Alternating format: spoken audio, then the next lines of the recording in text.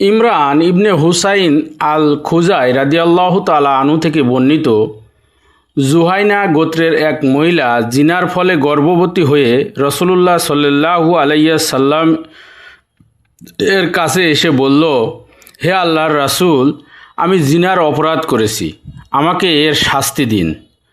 রাসূলুল্লাহ সাল্লাল্লাহু আলাইহি সাল্লাম তার অভিভাবককে ডেকে বলেন, এর সাথে সদ্ব্যবহার করবে।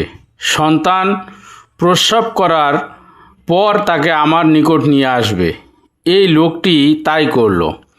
অতঃপর রাসূলুল্লাহ সাল্লাল্লাহু আলাইহি সাল্লাম তাকে জিনার শাস্তির হুকুম দিলেন। তার শরীরের কাপড় ভালো করে বেঁধে দেওয়া হলো এবং হুকুম অনুযায়ী তাকে পাথর মেরে হত্যা করা হলো। রাসূলুল্লাহ সাল্লাল্লাহু আলাইহি সাল্লাম তার জানাজার নামাজ পড়লেন। ওমর রাদিয়াল্লাহু তাআলা আনহু রাসূলুল্লাহ সাল্লাল্লাহু আলাইহি সাল্লামকে বললেন, হে আল্লাহর রাসূল, এ তো জিনা করেছে, তবুও আপনি এর জানাজার নামাজ পড়ছেন?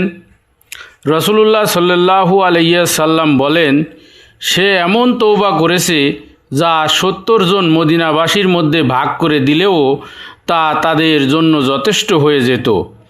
যে মহিলা তার নিজের প্রাণকে আল্লাহর জন্য স্বেচ্ছায় উৎসর্গ করে দেয়, তার এইরূপ তওবার চেয়ে ভালো কোনো কাজ তোমার কাছে আছে কি?